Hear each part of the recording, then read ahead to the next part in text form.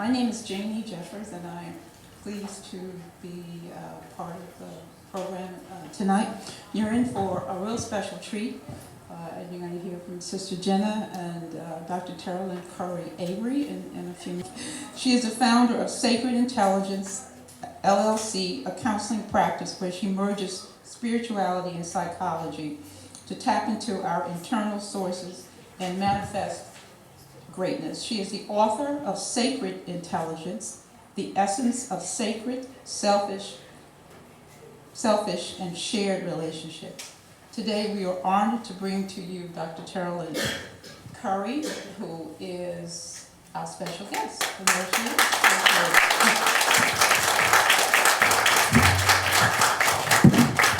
Hello, everybody. How are you? You glad to be here? Yes. Good. So tonight I'm actually going to take us through a shortened version of what I do. My background is Christian, and I really live from this principle that says that you should love the Lord your God with all your heart, soul, mind, body, and strength, and you should love your neighbor as yourself. How on earth can we love our neighbor if we don't love ourselves? And most often, the way we treat other people is because we have something going on within us, right? And then the last one is our shared relationships, because we all are part of humanity, right? I am because we are, and we are because I am, right? So, what does it take then for us to have this relationship with the sacred? So I want you to kind of think about what your relationship is with the sacred right now. Where are you in developing your sacred relationship? Are you just starting out? Smiles, I see. Are you just starting out? Or you're a little bit farther along? Are you wanting to go to that next level? So here are some things that we can think about with our sacred relationship.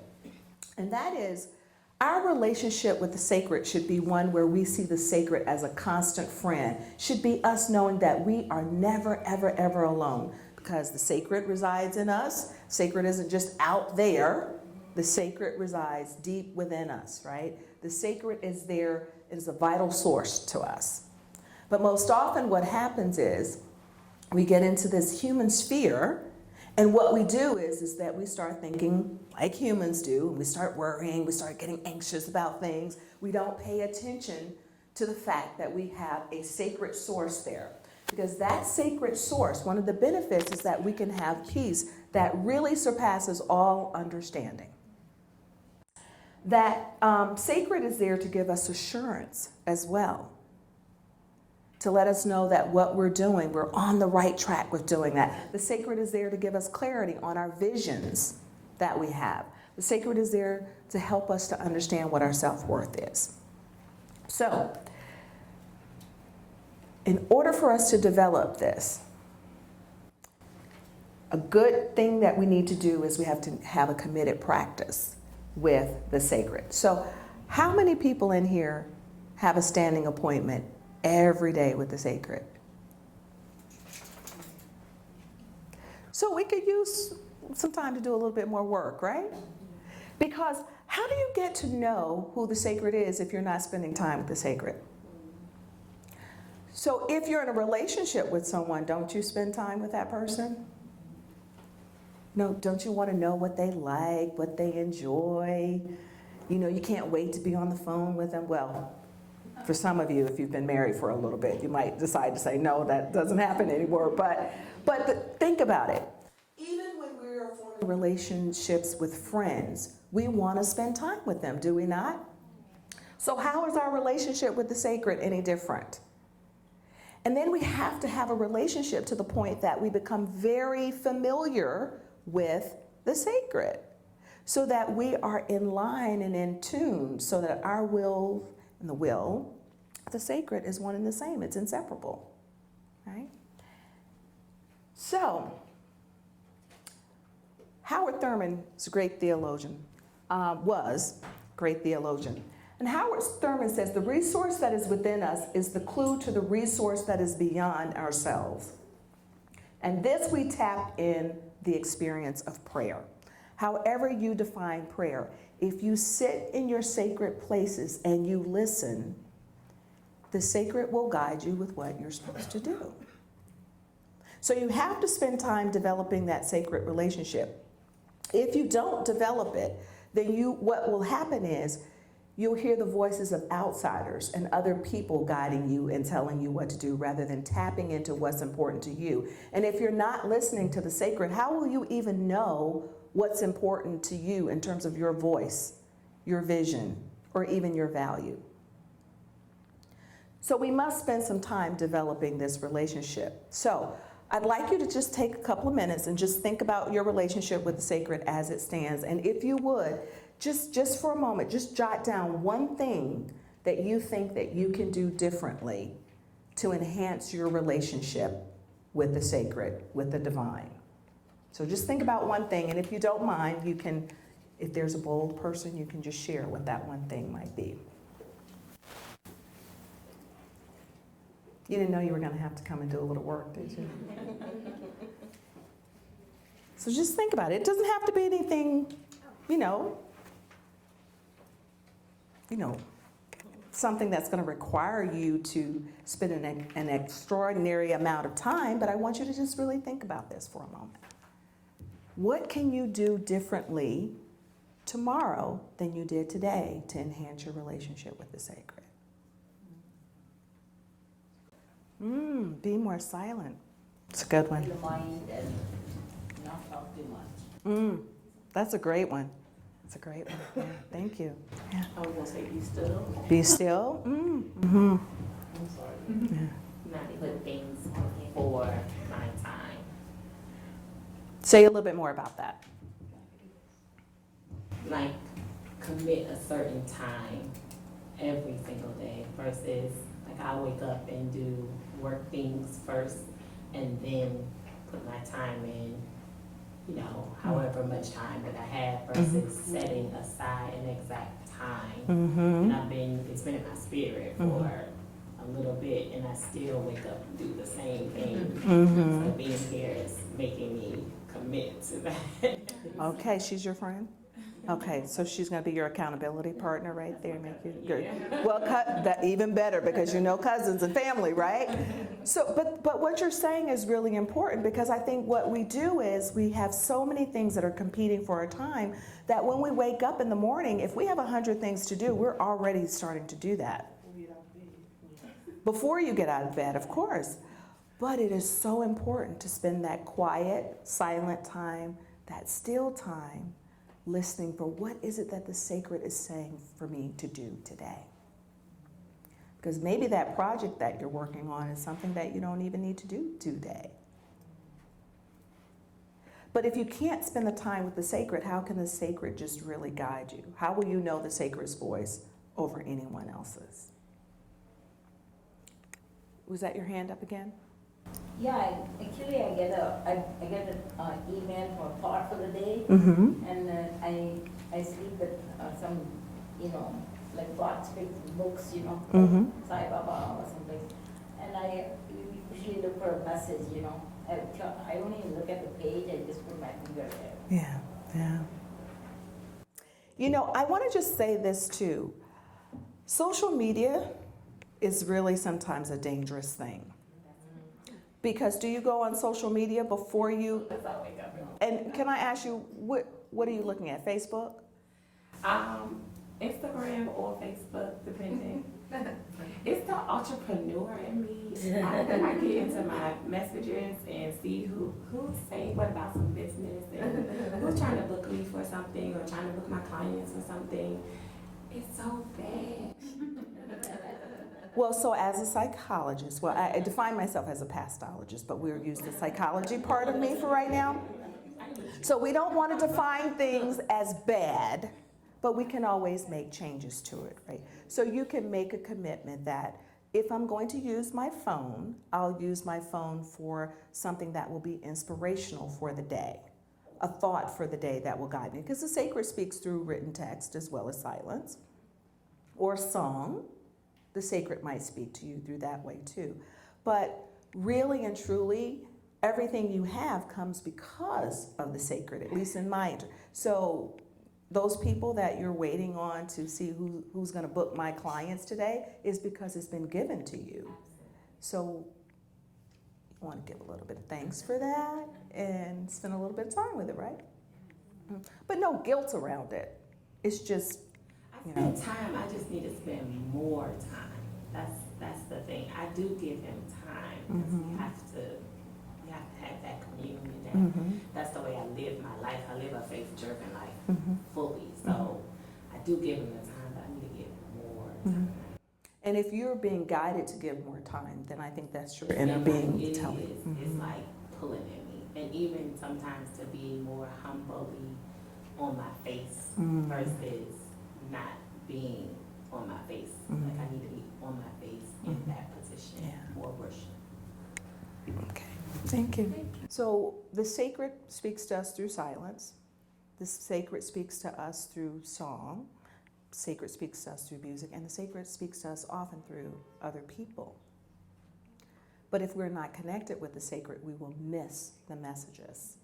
So before I became an ordained pastor, people started saying things to me, and I thought they were absolutely crazy, to be quite honest with you, because I fought being an ordained minister for a very, very long time. The whole time I was in divinity school, I was still fighting. I wasn't going to be a pastor in a church. I was going to do a women's ministry. So, but always saying I'm going to be obedient to whatever the call is. But I just want to share with you that what happened for me is that people started asking me out of the blue, have you ever thought about becoming a minister?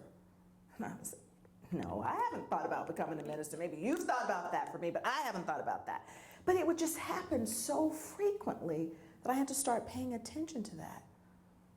What is it that people are seeing in me that I'm not quite ready to see for myself? And so finally, after people would say things to me out of the blue that just didn't make sense to me that they would say these things, I said, okay, God, one day I'm going to do this. But I didn't think it was going to be as soon as it was. But I was just like, okay, I'm going to do it. I'm going to go back to school. So I happened to be sitting, for those of you who've been where you've heard a really powerful message that changes your life, I was sitting through a sermon one day. And this woman clergy who I love dearly was preaching a sermon, and it was, "Can you hear me now?" You remember that Verizon commercial, "Can you hear me now?" So she's preaching this sermon, and she says, you know, when I was younger and God started calling me, I said, oh, okay, God, I will serve you when I'm about 50 years of age. It's going to be somewhere down the road. And she said, I'm going to be a child psychologist. Now, mind you, at the time she's saying this, I already was a psychologist. I was practicing working with adolescents. I had just said to God, somewhere down the line, I am going to, become a pastor. I didn't think it was going to be that soon. But each time she spoke, it was like she was just punching me. So I was a wreck by the time she was done. I kid you not. I walked up to her, I said, I just need to talk to you for a few minutes and we can talk much later. We don't have to talk right now. I don't know what she saw in my face, but I think the Spirit was working with her, and she says, no, come now so we can talk. So I go in and I'm talking to her and I'm in tears. And I'm going, I don't know. And she said, you know.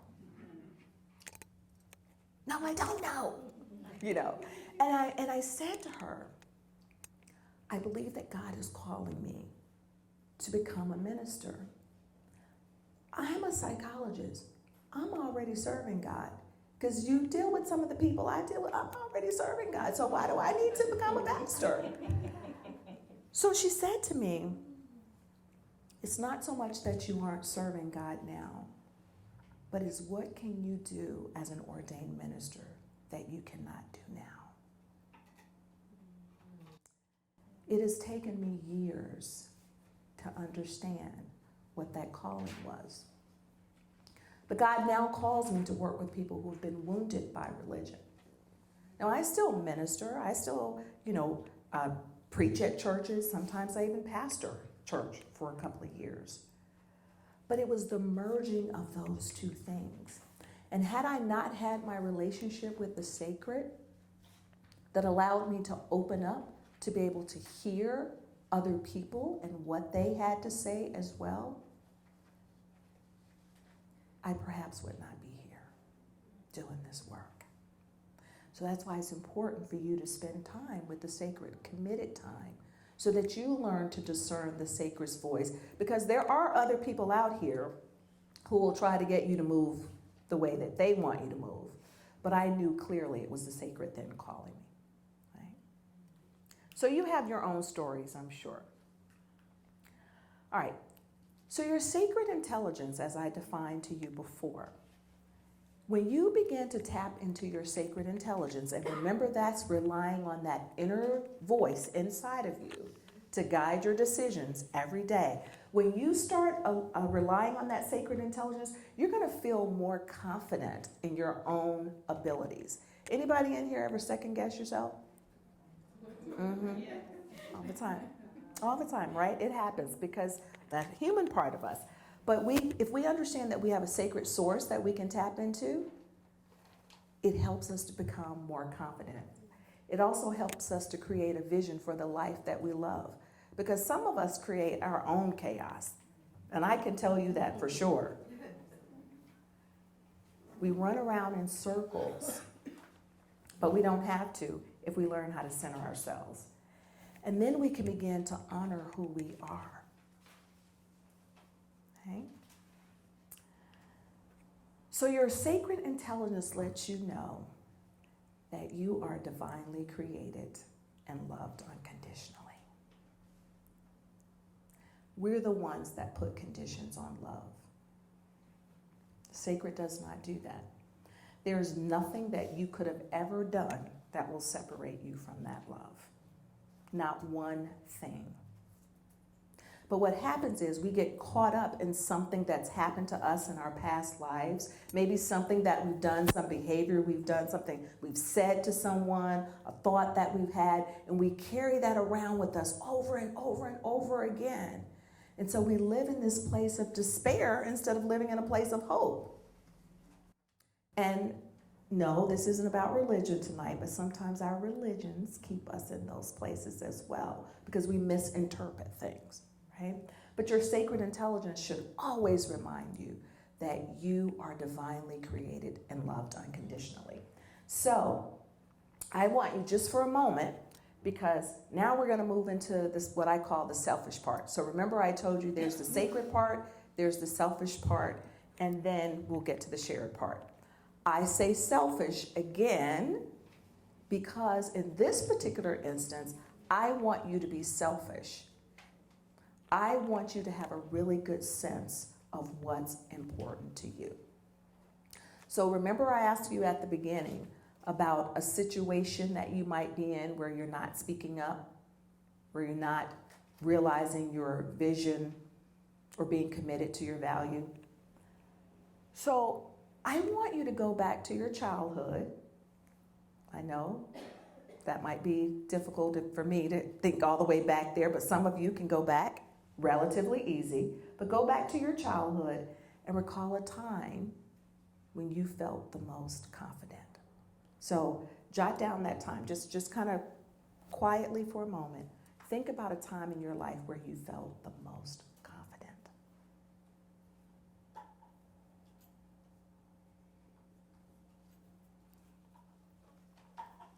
And then the second part of that is what you were doing. What were you doing with your life?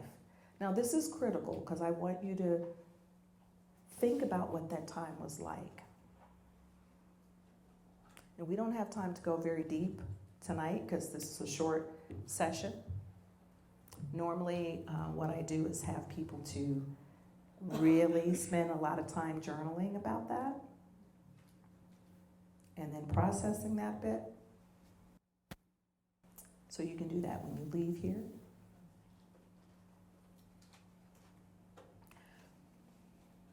When was the time that you felt the most confident? Anybody want to share? I was most confident when I was 7 years old. Mm. Specifically. Mm-hmm. Do you know what happened to shake that confidence? If you don't mind sharing. Well, a family member who I respected came to me and told me they had something they wanted to tell me, and they said, "I just wanted to let you know what was really going on with life, and that you're a sinner and you're a bad person, and you have to accept Jesus in your life, otherwise you're gonna go to hell." And that shattered my life for a very long time. I mean, I think they were good intention, but just that's a very hard reality for a child to grapple with. They don't understand. I mean, I went to my room and I looked all that stuff up, and I started reading the Bible, and I became very myopic. My life became very narrow and full of fear. But before that, I was climbing trees and running around and playing and being a kid and loving life. Yeah, so the first thing that came to my mind when you said the person had good intentions? Hopefully this doesn't offend anybody. The road to hell is paved with good intentions. You know that saying? So, of course, it was with good intentions, but it shattered something in you. So what I would invite you to do is to go back to that time where you felt confident, because that was the time I believe that you were probably really closely connected with the sacred. And the sacred wants you to be at that place again, because the sacred doesn't want you to live in fear. The sacred doesn't want you to live in doubt or shame or despair or any of that. That is not of the divine. That is all stuff that we put in our heads, we put in our minds, and it messes with us. So there are other ways of understanding our relationship to the sacred. Not just we're sinners or whatever other ways we define it. Our relationship should be the relationship with the sacred, not the relationship with religion. Those are two different things. It's okay to practice religion. Hey, I'm an ordained pastor, so obviously I practice religion. But it is important for us to hear what you just said was a wounding thing. And these are terms we use all the time with people without thinking about them. So I'm going to invite you that if you are going to go back to understanding what your vision, what your purpose is in life, you've got to move out of that place and move into a place of fully tapping into what is it that the sacred is calling you to do right now, beyond that fear. And beyond, because it's something that's really, I can still see, like even with the body language and everything, I can see that it's still problematic for you. So, you know what I want you to do just for a second, if you wouldn't mind? I just want you to just take a really deep breath. So take a deep breath in, please, just really, really slowly, and just hold it, and then just release it really, really slowly, okay? Just do it one more time. Really deep breath in. I know, but I can't let you stay in the place you're in, so just take a really deep breath in. Hold it, and then let it go really slowly. Okay? This is tough stuff when we really, really want to deal with the issues that are going on with us, even something like developing our relationships with the sacred. We got to get past our own stuff. If you are ever going to live your fullest potential, manifest your greatness, there's a lot of stuff we have to get through. So I invite you all to go back to this time, because the only way for us to do that, when we accept that we are divinely created and loved unconditionally, we're careful about what we do to ourselves. Even the judgment is something that we do to ourselves. We're punishing ourselves for no reason, because that's not of the sacred. Okay? So this requires us to do some hard work, some self-examination. Because when we take a hard look at who we are and how we show up in the world, we're going to figure out, are we living our heart's desire? Are we living that calling and that purpose? What if, as a child, you realize you were never confident as a child, but you're confident as an adult? That's actually good, because that means that you're evolving, and hopefully you're developing that confidence based on your connectedness with the sacred, even when you don't realize sometimes that that's what it is. Yeah, but it's important not to go back to that place. Actually, mine is the total opposite. I was more confident when I was younger. I'm not so confident as I was when I was younger now. So I'm going to invite you, what I'm going to invite you to do is to go back and take a look at why you aren't. And then what do you need to do to change that? We don't change those things overnight, though. It takes a lot of hard work to change them. And that's why I want you to do the self-examination. Because the self-examination will tell you, are you living the life that you want to live? You living the vision that has been placed there by the sacred? What is your purpose? What's your calling? Because we all have a calling. It's a different calling for each of us, but we all have one. And then when you do your self-examination, you have to kind of figure out, do I have a healthy well-being? Am I healthy psychologically, emotionally, spiritually? Is my overall well-being healthy? And then when we do this self-examination, we have a greater capacity to love as well. And so we find ourselves not being angry all the time or irritable or sad. We reach beyond those things and we share our love with other people out into the world. Okay? Questions, thoughts, comments? So when we don't examine our relationships, we're not mindful of what our thoughts are. When we don't examine our own selves, we aren't mindful about what our thoughts are.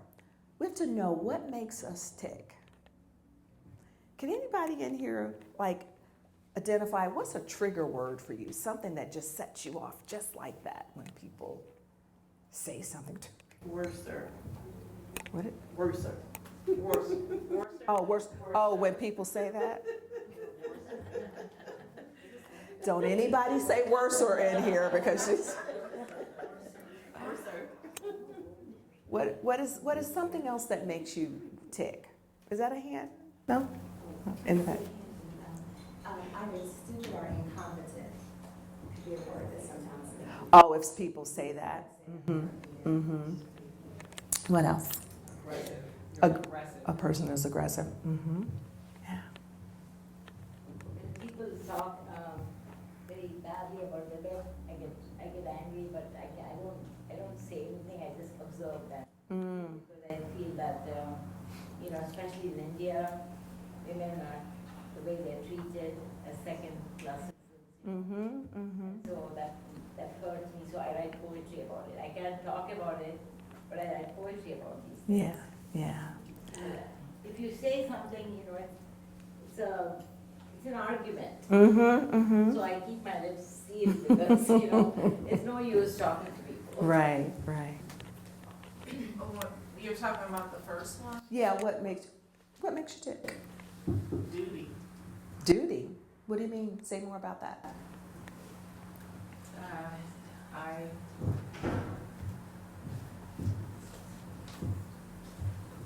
feel obligation to people. So we only have so much time, but I would love to go. I would love to go into that because I want us all to understand we all have choices. So you're choosing to feel obligated to people. You can act on that duty or not act on it. Now we can talk more about it after, but because I only have a few more minutes. But I find all too often people do that. They do things for folks when they really don't want to do it, and then they're slamming doors and they're mad and snapping at you and doing things like that. So that's not you necessarily, but I'm just saying, we have a choice. You know, I can remember, I want to say something about this choice that's very difficult for people to get. I remember once I said something to my husband. I was trying to help him. And the way he responded to me, it hurt my feelings. So when I told my niece that it hurt my feelings, and she's a psychologist, she said, well, that's your choice. What? She said, that's your choice. You can choose your feelings. Because when we understand what makes us tick, I guess I keep hitting this, but when we understand what makes us tick, we can choose to respond to it or not. And the key is not to make other people's problems our problems. That is Exactly. Not to make other people's problems our problems. And don't beat people up for your past. Your scars that you have in the past are not my problem. I don't want to take those beatings. That's right, but when you know they're responding from that place of woundedness, you don't have to respond because it's not about you in that moment. Even if they're cursing you up one side and down the other, you can stay in your place of peace because you have a relationship with the sacred. I don't get that. How do you handle it? I mean, you're saying it's not your strength. Because one of the things that you do, and I've had people to say some things to me, and I just say that it's not about me in this moment. They're not seeing me, the person. They're responding based on their wounds. And the times when I can separate that, I have a much better discussion. I let them go ahead and blow up and do whatever they have to do. And I don't say that I always do this. I wish I did, but I don't. But in my moments, when I choose to live my highest, I don't blow up. So, I always use my family and myself as an example. I have a teenager. Anybody have a teenager in there? Mm-hmm. So I was having a conversation with my teenager the other day, and sometimes you can start talking, and they're like at 1,000 before you're still at 10, and they're at 1,000. On the days when I ask myself, do I want to live my highest today? I cannot respond. I don't respond to her at 1,000. And if I stay at a 10, she eventually comes back to a 10. Because in that moment, I know it's not about me. I know it's about the fact that she's a teenager and her frontal lobe isn't developed until she's 25. I mean, that's a fact, right? That's a post. So if tweet it, go ahead and tweet it. But if I keep that in mind, I don't take it personally. All right? That's learned behavior. And anything that's learned, you can unlearn it. You can change You it. have to learn to not go to the 1,000. Right, but that's what you're going to do, right? You're going to ask yourself, am I going to live my highest in this moment? Right? You're talking about a teenager. I got you. When you work with grown folks that are at 1,000, minute by minute. And I've read the books. I try, not taking it personally. I've tried trying to hold on to that garment, boy, because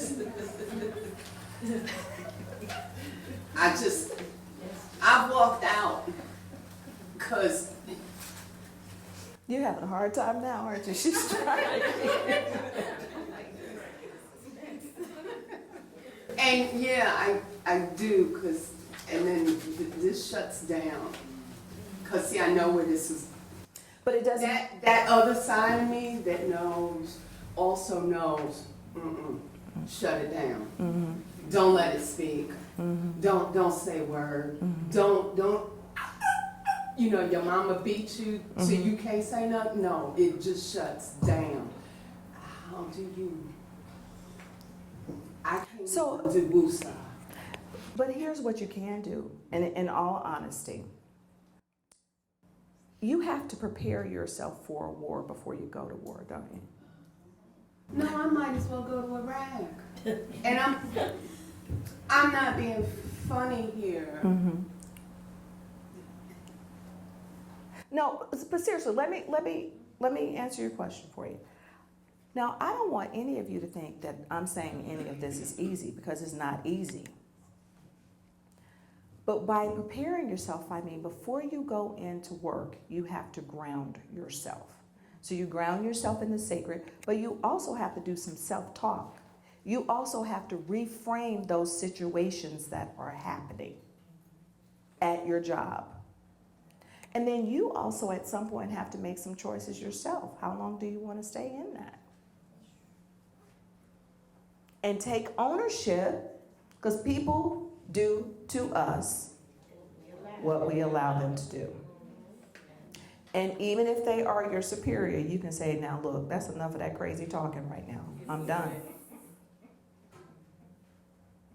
There are consequences. I didn't say there were consequences. But you have to decide, do I want to be authentic to who I am, or do I want to let these people do what they're doing? It's a choice. Now, I know I got to keep moving because I'm running. I got just a couple more things. Okay, so yeah, let's leave that. So let me just run through this really quickly, because she told me I had 5. It's probably 4 now.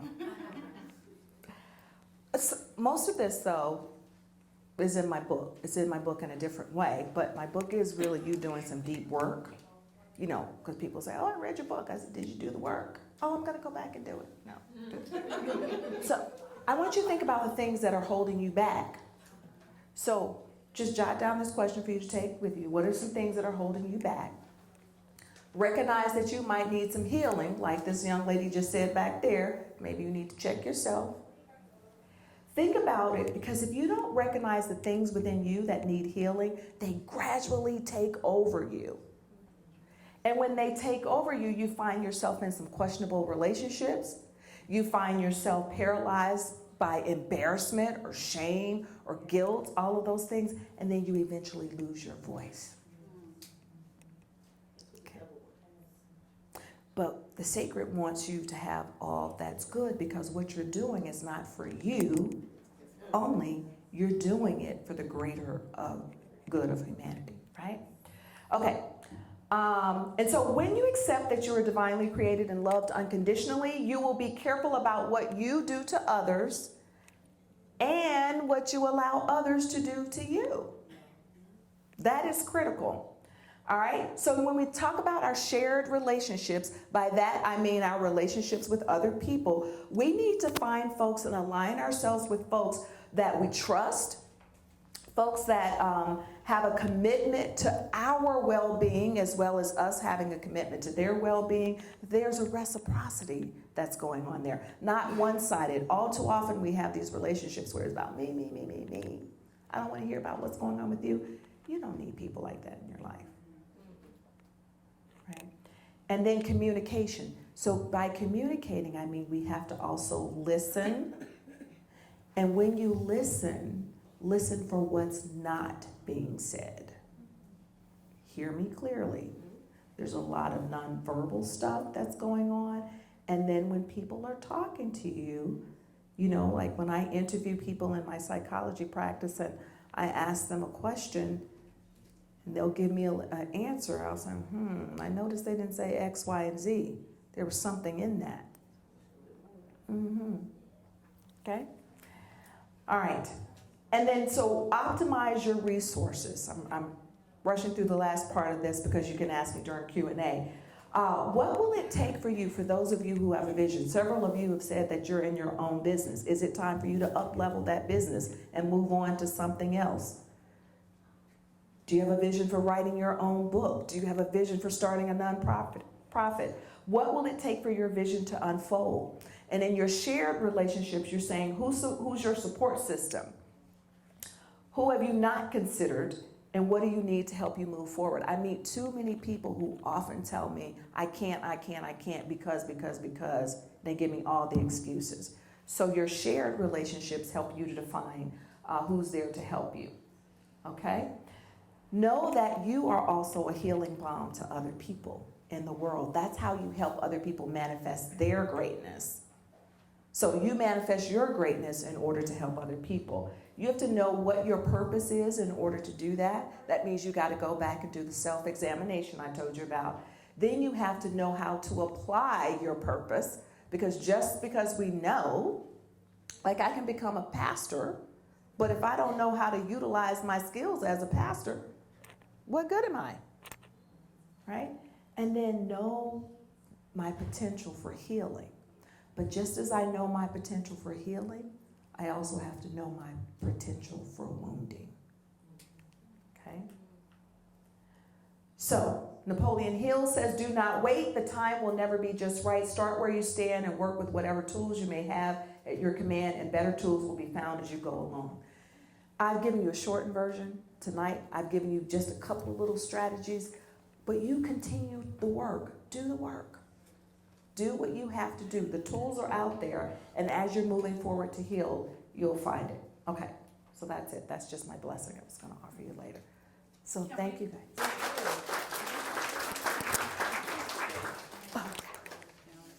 Another part of the program where you get to hear our Dr. Sister Jenna, who is a dear friend, but she's also a renowned speaker. She's a leader. She founded these museums here in Silver Spring and in McLean.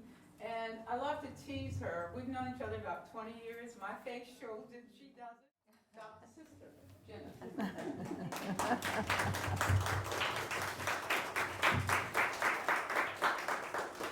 Thank you, Janie Jeffers. I think that by now, if you are coming here for the first time, you can see we are a community of close friends. Formalities aren't very important to us. What's most important is our transparency, our authenticity, our sacredness, and just our natural way of expressing ourselves with one another. I think we're moving in a time that we are in search for something more real and genuine, so we can stop wearing our masks with one another. I just got back from India, so forgive me if I fall asleep and just fall off the chair. Because I am so sleepy. They call it jet lagging, but you know, for the sake of service, you push yourself when you love something and you're very intrigued by the growth of life. You find that the soul naturally just finds its own power, no matter what. I've appreciated listening to Terrlyn's sharing, and I'm sure that you did too, because we are in a specific time where sacredness is a call. And if you were to try to define sacredness, how would you put that in a few words? I believe it's that holy place that just resides within me that guides my every action when I am in tune with it. Beautiful, beautiful. That's beautiful, and I'm going to take that as sacredness. And in addition, it's something that somehow nurtures the original innocence that's in my spirit. And it's interesting because as we grow, we sometimes lose our innocence. And we become so mature and so astute as to what are the right things to say, you know, how do I manipulate this relationship or conversation to get what I want. And then you find that all sacredness goes out the door and you walk away thinking that you were spot on. But then you really violate your real innocence. And I believe that the more we dive into wisdom, which is to pay attention to what your thoughts are saying to you, like Terrlyn and I were sharing in the back, was I'm just paying attention to my thoughts. And what I mean by paying attention to my thoughts is what are my thoughts saying to me? Whilst in India, my takeaway was 2 words you can write down for yourself. Am I in a debt as a spirit, or am I in a surplus? Say again. Am I in debt as a spirit, or am I in a surplus? Okay, you know what debt collectors call you. Right, so am I in a debt? And here's how it all emerged for me in India. 100 countries on a mountaintop. We're all galvanizing to decide how we're going to really help humanity to be better and not slip any further, just to give you an idea, okay? So while we're there, you know, you're mixing and interacting with a high number of people. And have you ever found that there's certain folks, when you say hello, there's a whole narrative going on between the both of you, but you're quiet. Yeah. It's at that time you can check, is there a debt happening in the soul or a surplus? So what happened, there was someone there who wasn't invited in the main meeting, and they were quite hurt that they weren't involved in certain of the selective group of meetings that we were doing. So I spoke to a few people, let's get her in, and so on. But then they came in the meeting, and they weren't very happy. They're like, that's what you all been talking about? I mean, that's what I wanted to come in and do? But she came in the middle, so she missed the real origin of the program. It was the next morning when I got up for my morning meditation, which we call Amrit Vela. In Hinduism, it's also known as Brahma Muhurat. And in other traditions, you just call it your early morning prayers. So I got up at 3 o'clock, and I'm sitting in meditation, in yoga, in reflection.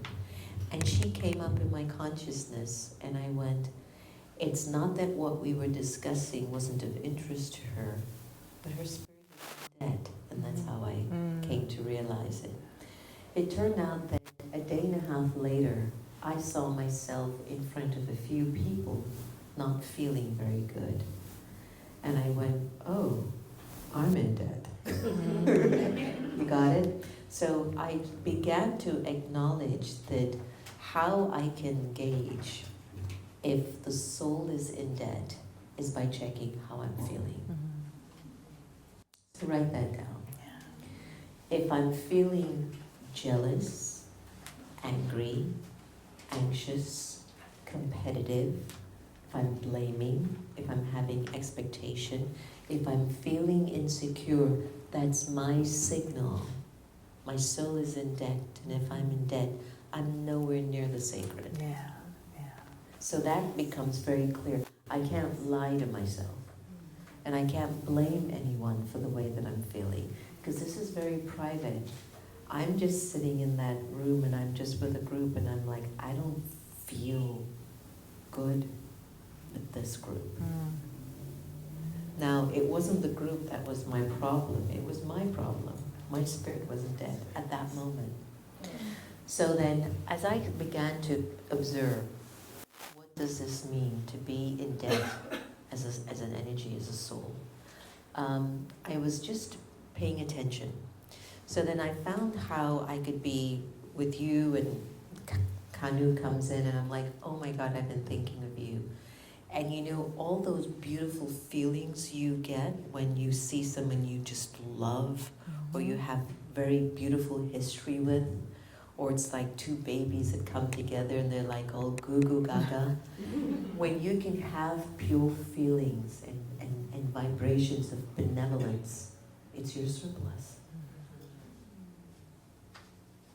So when I came away from India, I took this gift to now check, Jen, are you in a debt with anyone? So everyone I see now, I'm checking how I'm feeling. Yeah. So I might be looking Hopefully at you a we're little in a extra. surplus. So I would like look at you a little extra, hey, how are you? And then I'm like checking, right? But the surplus is my sacred.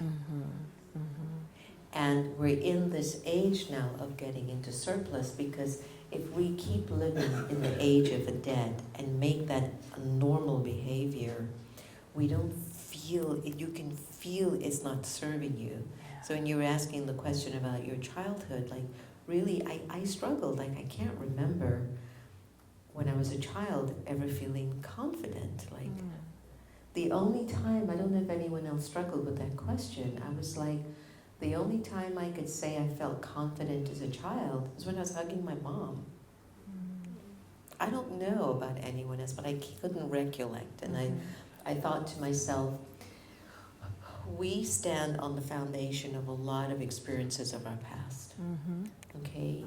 And it might be of this lifetime. For many of us, and I know for myself, I believe that the soul has been on a journey. So I have more than one lifetime sitting in me. That means I have a lot of emotional debris, but also a lot of powerful stuff sitting in me. The question is, what is the soul serving now? And our first 7 years growing, we're coming more from our deepest, purest state, the state of innocence. But if anything happens traumatically against my state of innocence, within those 7 years, it's as if it redirects my consciousness to start to think in a completely different way. So from being very safe and feeling innocent and open, if I've gone through something very dramatic, I start to close down a little bit, I become a little bit more defensive, I start to almost feed a debt consciousness, thinking maybe all I'm supposed to do is incur interest on my debt. But my whole being wants to be in surplus. Everything that I do, every choice that I made, is basically saying, I'm ready for my surplus, I want my surplus, but I'm not cognizant of the area in which I'm still feeding debt consciousness. So I'm not out of the hole yet.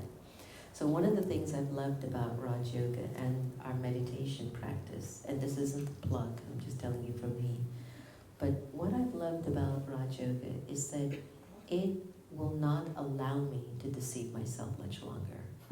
Because there's just way too much universal truth that it's giving me every day, that if I don't face myself truthfully and honestly, I will feel like I'm moving so far away from my sacred that after a while, I'm going to end up being so angry with myself, so hateful, and I'm just going to blame everyone because I won't have any more power or courage to look at me. You know?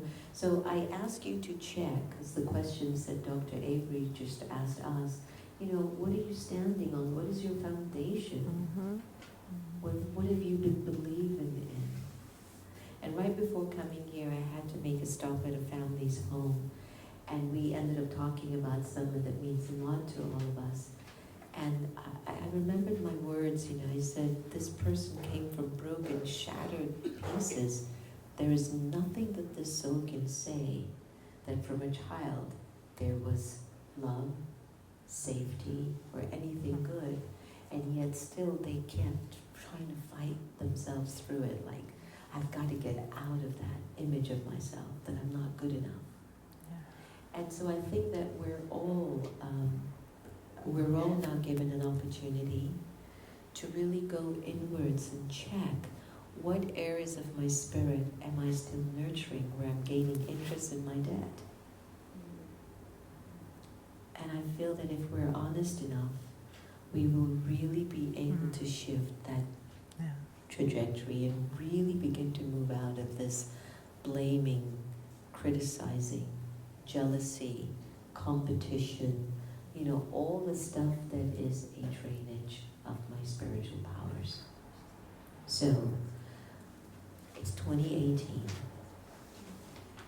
This is the first day of the month of March. Women, and we appreciate the men in the room. You should be very happy because you're surrounded by gorgeous women. The fact that we're observing so many things coming to light. For me, I don't know for you, Dr. Avery, don't you feel like things are being pushed to move more towards the sacred, where a lot of belief systems are breaking down? I do. So you're not anti-religion. You are pro-clarification of why I am living my religion. That's right. Right? And I think sometimes people misunderstand that because we're so attached to our interpretation of our religious beliefs. What I love about the installation of all the various faiths is that they keep telling everyone, but God is one. It's okay, since we all come from different backgrounds and different languages, that we talk about him in a different light, but we shouldn't be fighting about this energy. So being pro-sacred, being pro-connected to Source,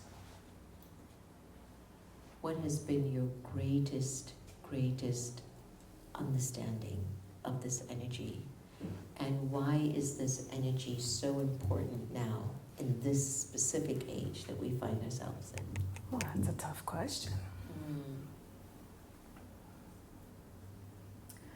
I think I really will have to give the first part of that question some thought.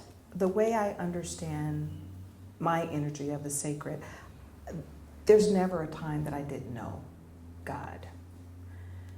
And so I think sometimes when you grow up, you know, from a babe in church and you just believe because that's what you're taught to believe, there comes a time when you feel it for yourself. And that's been through many times in my life, not just one time. So it's really kind of hard to answer it. But there have been times, just like when I was talking earlier, where I've just felt this strong sense and presence of God in my life, where there's been peace at times that there really shouldn't have been any peace. There should have been anxiety or fear or something else. And I'm just like, God's got this. And those times when I felt, I think my calling to become a pastor was one of those times as well, because it was very humbling to me. It was like, why am I being called to do this? Not just because I didn't want to become a pastor. I was telling them I didn't want to become, but it was still just very humbling. God, why would you choose me to carry this message, even though I didn't know what the message was? And so I felt that really strong energy saying, but you know, you're the one. And there have been times that I've seen visions of where I believe that God will take me in the future, not for me, because it's much bigger than me.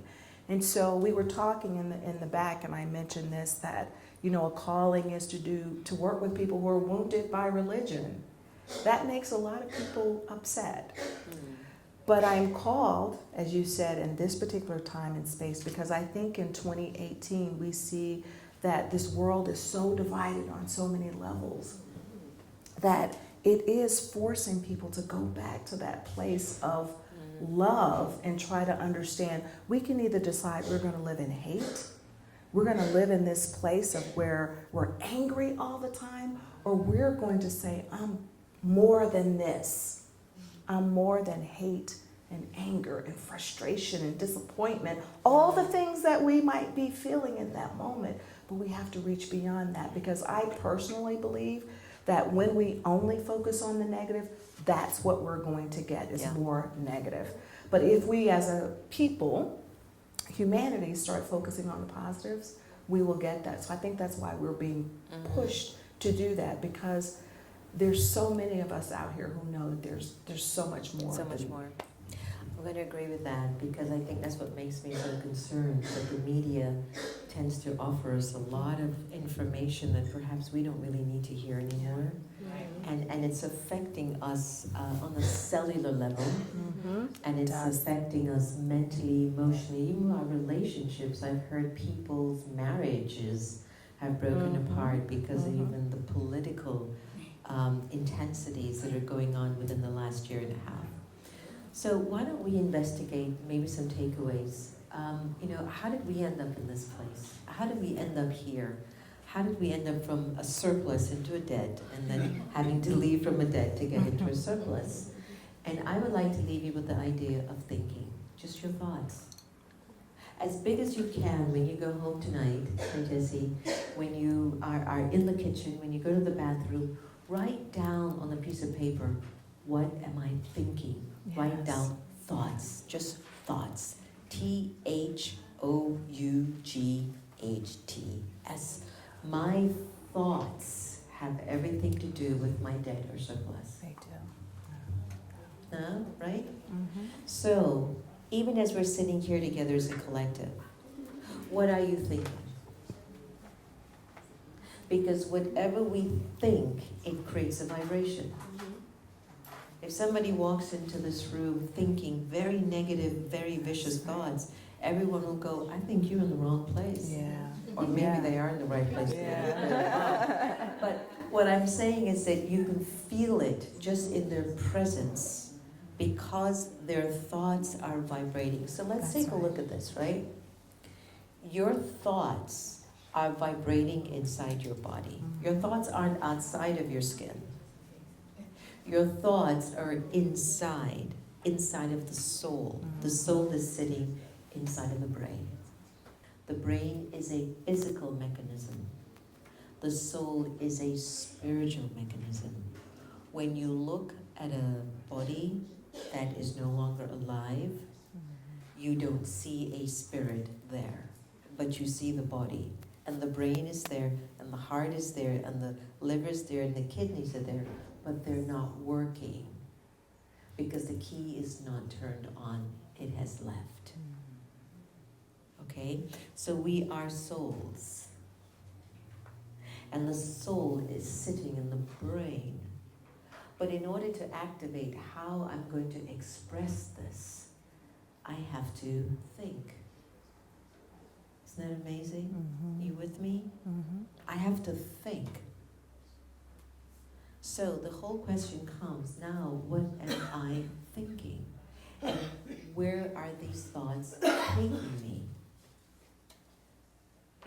So whatever I think, it sends a vibration to the brain, it sends a vibration to my blood, you know, my what's the word? My bloodstream. Okay, that, I can work with that one. Please know I'm on 2 different time zones. And whatever thoughts I'm having, it also sends a vibration to my cells. Yeah. So imagine that you have a thought about, I'm going to answer my call that God has been signaling to me from I can remember. And every day you go, I'm going to answer this call. I know He wants me to be a better version. I just know it with all my heart. I can feel it. I can feel the call. Like you can feel the morning I get up, I should not be checking what my clients are up to. And it's like I can feel God is telling me, girl, put down that phone. Just need you to sit with me. Just sit with me. Just get up and remember what I'm calling you to do. And so just imagine if every day you go, you know, you have this very sacred, private conversation with the divine, who I call Baba. I says, Baba, you know, what am I supposed to do next? What do you need me to do? And you just wait. Stop, you know, don't put that ego thinking towards God and say, well, I really want to do this. You know, because He's just like, okay, I can fulfill it, but it's temporary. It's still not your call. It's still not your call. But I'll let you go with that for a while. Yeah. And that's why you find yourself, when we find ourselves coming back to some sort of an authenticity or a truth self, you know, that we've just not been paying attention to. So check this out. The soul is in the brain. It's having thoughts. These thoughts are generating vibrations through my bloodstream, my brain, the cells of my body. And because I keep doing it once or twice or 10 times or 20 times or 50 times, what do you start to sense? It's normal for me to think this. It's so normal for me to get up and look at my social media when I open up or go to the loo, or it's 1 o'clock, 3 o'clock. It's become normal. Why? Because I've done it so many times, it's recorded in my whole system. Not only in the soul, but in my system. Even my body is automatically saying, how come you didn't reach for the phone? Do you understand? Because I've been repeating it so much. And why meditation, and why asking the right questions, and why contemplation is so important, and why it's important to do something that you've never done, to do something new, is that we've got to interrupt those cycles. Because they're not serving us anymore. It's just that we're always used to interrupting the cycle physically, but then we still find ourselves still going back there mentally. That's why when you have meditation with Source, when you begin to have an understanding that the energy of God is good, It is a pure energy. And you start to think about, what would it be like if I was filled with goodness, which is godness? What would I be thinking now? So you're interrupting your story so massively that everyone's going to be like, what happened to her?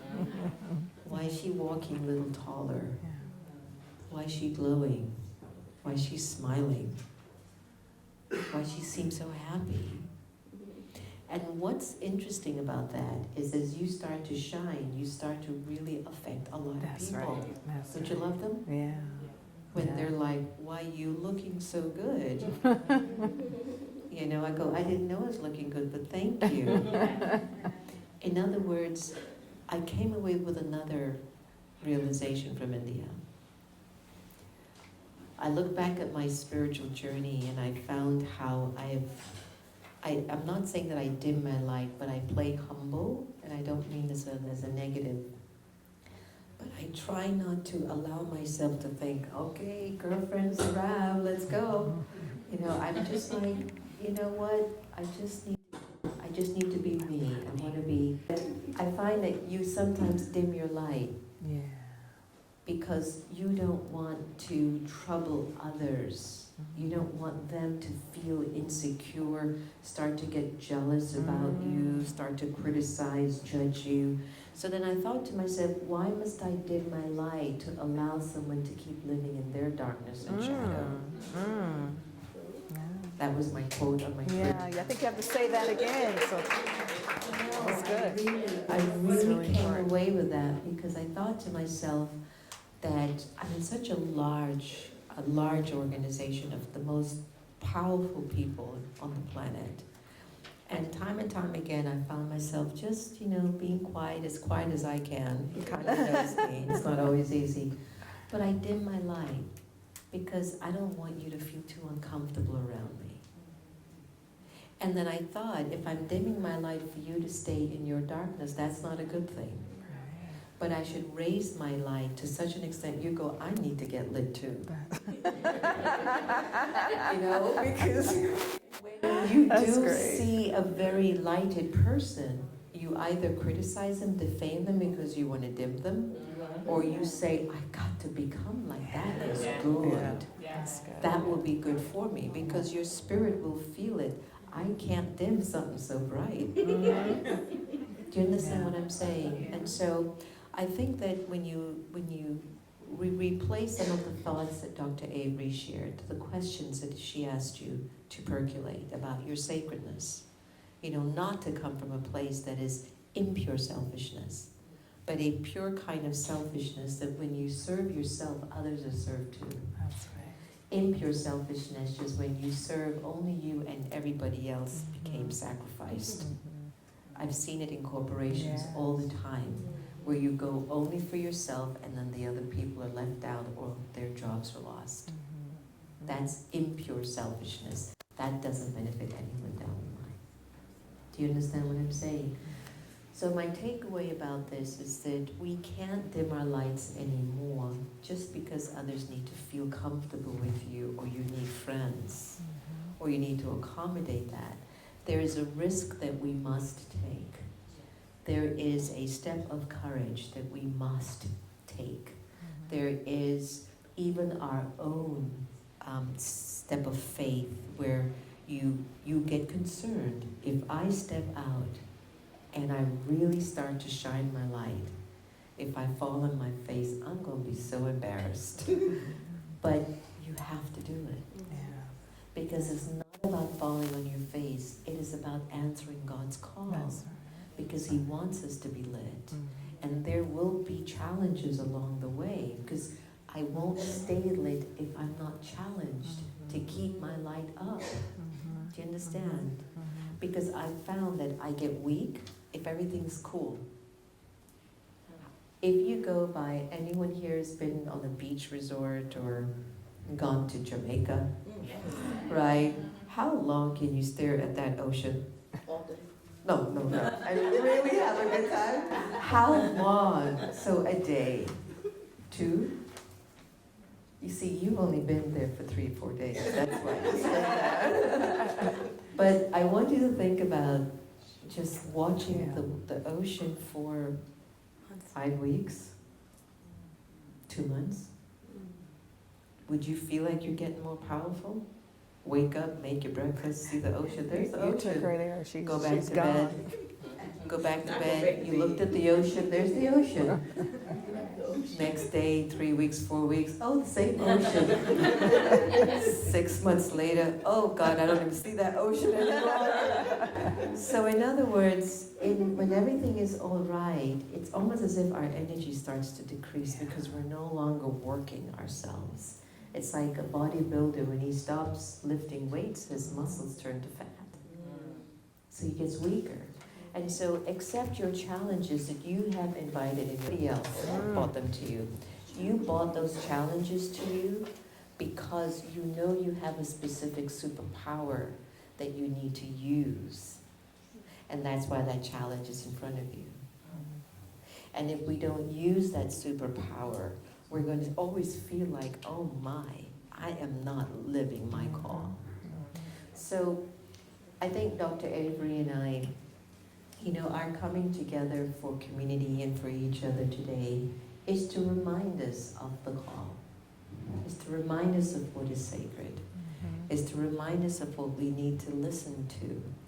And despite whatever you're being called, we're going to have Terrlyn Mace here next week. And I really hope that you can come because she's just a profound teacher. And Terrlyn Mace also speaks about something called God and Guts.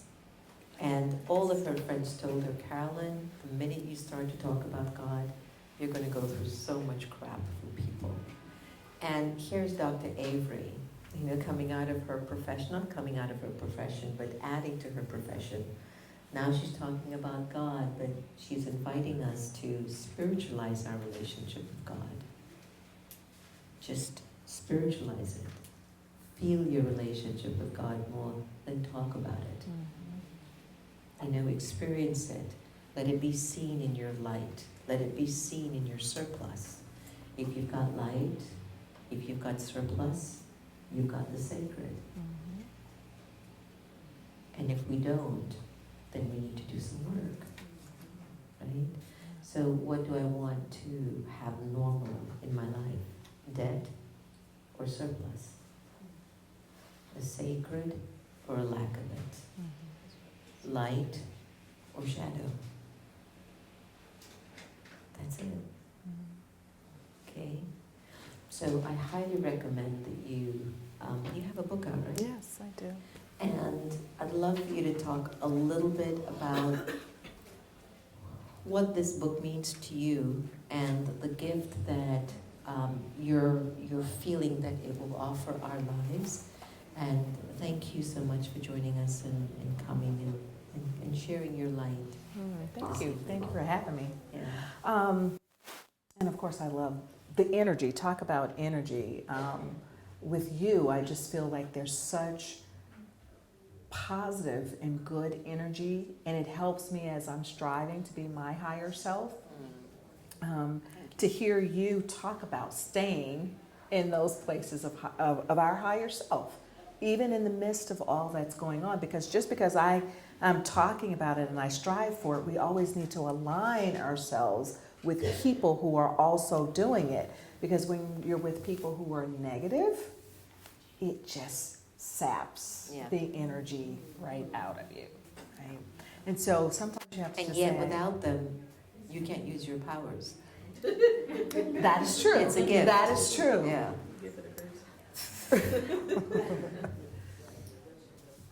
How do you feel? I do guided meditations when I sleep at night sometimes, when I'm like trying to break something in myself. Do you think that that's like a good thing? Or is it kind of... I think it's always good. Yeah, I definitely think so. From a spiritual place and a psychological place, because it actually helps to quiet your brain a bit. And when you can go to that place where you're able to just like think about nothing and create an openness for the spirit to come in and speak to you, That's great. Now, I know the guided meditations, they're taking you through the breathing and you know, progressive muscle relaxation and whatever else that they do. I would ask you to think about moving towards maybe just some music or the sound of birds or the ocean, so you can get to a place where, this is very hard to do, by the way, just to think about, like to have open space there so that the spirit can enter in. Because I've even found that even when I'm worshiping and I'm playing praise music, I'm into the song, but am I into what needs to be said for me in that moment? But it's, but, Yeah, I'd like to add to that too. I think that the soul carries history. It carries a narrative. And there are two narratives going on. One that's, again, I'll just keep using debt and the surplus. And that's where I need more knowledge, more information about who really am I, though, at the core, eternally, who am I, purely. So when I apply a particular conversation and dialogue with myself, I'm beginning to rewire or recreate a new type of relationship with me. And then when I'm having a more positive relationship with myself, I can feel a real natural worthiness that I can feel I can be in God's company. yeah. Because many of us still struggle with our worth and connecting that to a higher power where there is a deep, meaningful relationship. We don't mind connecting to God, but having a relationship with God is a whole different cup of tea. That's right. So that's where I would say that when I'm having this dialogue that is based on wisdom, what are the universal laws that exist? Am I complying by them? And then I'll get to know how I'm treating me. And then I can start to say, now God, you know, I think I can sit with you, because when you're around an energy as lit as God, you're going to have to be a little bit lit too. Do you understand? So that's why I'm saying, even at a human level between us, if you're ever in the company of someone that just seems better than you, check the way you feel. You're either going to feel inferior or find a way to make yourself be more superior than them by putting them down or finding something wrong with them. You understand? So we've got to figure ourselves out, because we're just going to waste our lives away when God's really giving us a call. So, and actually that's a perfect, like, because this really is about figuring out yourself. So it is in those three parts: the sacred, selfish, and shared. Sacred intelligence is the name of it, but it's really the essence of all those relationships. And so in the book, I kind of give you exercises about how do you develop that relationship with the sacred. But then I also talk about that selfish piece of looking at yourself, cleaning your own house, you know, getting rid of some crippling spirits. What I do is I use scripture, because that's what I know, scriptural stories, not to proselytize, but to go deep psychologically to get you to do the work. So it's not for just Christians. In fact, one of the reviewers is a Jewish woman who really appreciated how the book was done, because I want you to do the work. In order for us to tap into that energy that Sister Jenna is talking about and get to that higher place, we got to get rid of that negative energy that's going on. And so the book talks about that. And the third part of the shared part of it is really about our shared humanity. How do we help others? She's using get lit. I love that. And I talk about, like, how do we help to heal the world? How do we manifest our greatness? And so there's work to be done. And I also honor my ancestors in the book as well, because I think that I stand here because of every person in my life who worked to get me to this place, even people I don't know. And I especially want to honor just women in our lives that, you know, from Sojourner Truth to Harriet Tubman to all of those women who were significant in getting me at this point in my life. Beautiful. Question. I'm a social worker. I was wondering, when you work with individuals and you might just have one shot, just one meeting with that person, how do you inspire change for them? How do you help individuals see that it's possible to live a life worthy of love and hope and happiness? That is very beautiful. So one of the things that I do before I go in and try to remember to do is always say, use me as your vessel. And the more I am in tune with that energy, the more I'm able to say in that moment what I need to say. That's what being connected and familiar with that relationship is. Because there are times I'm saying something and I don't know. I mean, somebody will say, how did you know to say that? I'll go, I don't know, but I do know. You know, sometimes, I'm being used in that moment. And so I can't give you a clear answer to that because it's going to depend on the situation and what the Spirit guides me to say in that moment. And when I am silent and compliant, the Spirit will show me things. And I have to tell you, Sister Jenna, like sometimes it's a little like, whoa, you know, because that is the evolution of this. And it's, you know, you're so right. If you don't use it, it's just going to be over there. So really just relying on the Spirit. Beautiful. I can also add, just know that you are one of those individuals in that person's life, and that by your being in a divine place, in a pure place, you don't know what they're going to take away. Yeah. They just might take away something powerful. What are the actual steps that's needed to get out of debt? Pay your bills. Yeah. Whenever you think of someone, or a situation, and your feelings don't feel pure, it's at that time you must offer pure feelings and good wishes. That's how you get out of debt. Is that at the moment when you're feeling like you should get angry, you feel very bad about the situation, you don't trust this person, there's anger, there's jealousy, that's when you go, this is dead, I gotta get out of it. And then you go, I gotta wish them well. I have to bless them. And you gotta mean that blessing. You gotta mean the blessing. So if you gotta bless a lot of people tomorrow, bless them. Here's the last question before we close off our meditation, and Dr. Avery can sign her books in the back for you. What do you do when you feel a block to the divine? So I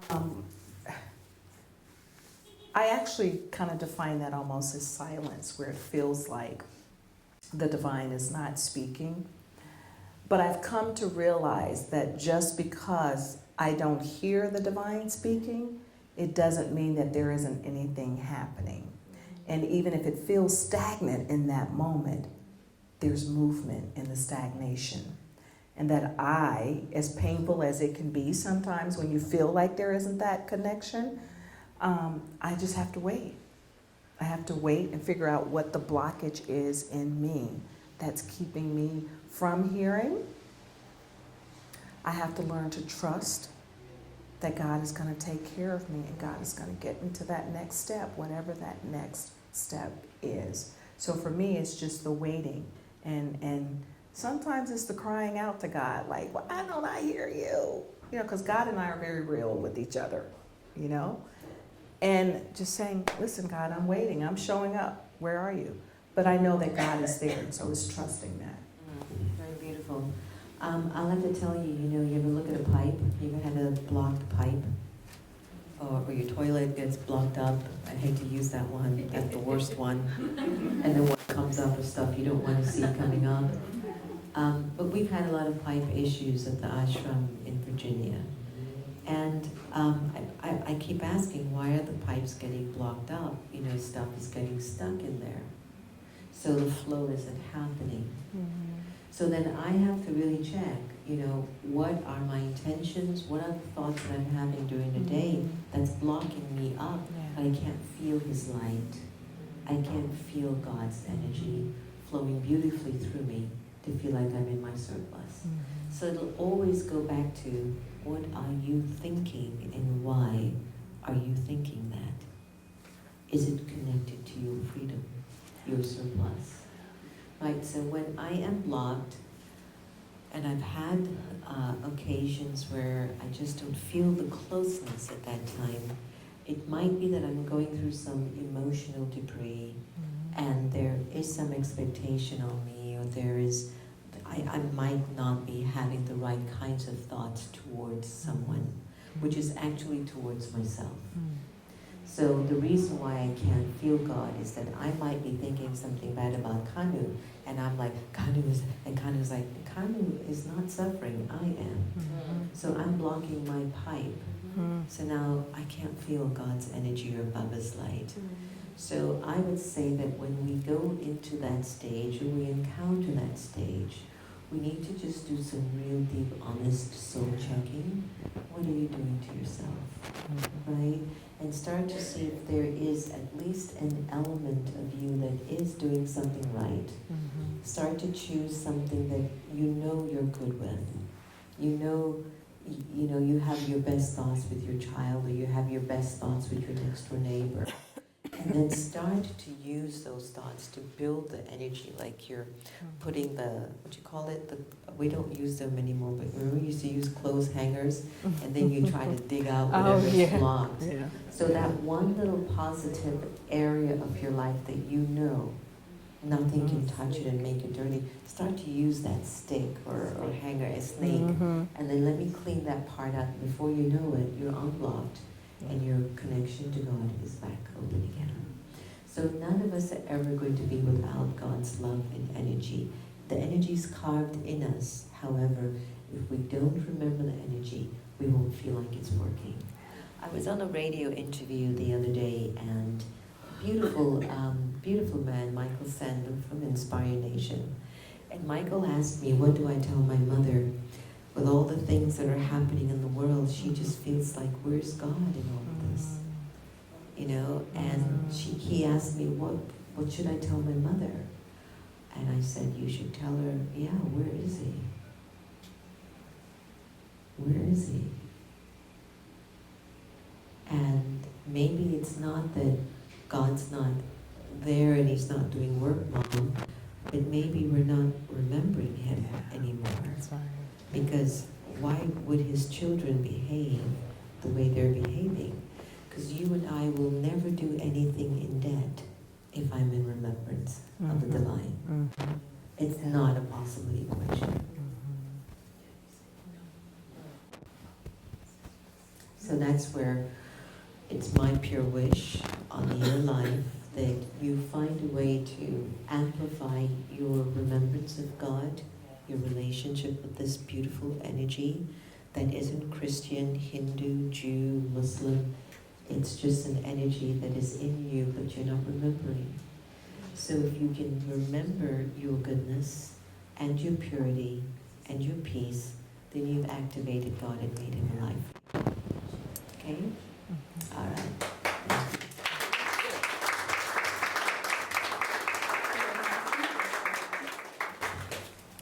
Thank you so much. And can we give both Sister Jenna and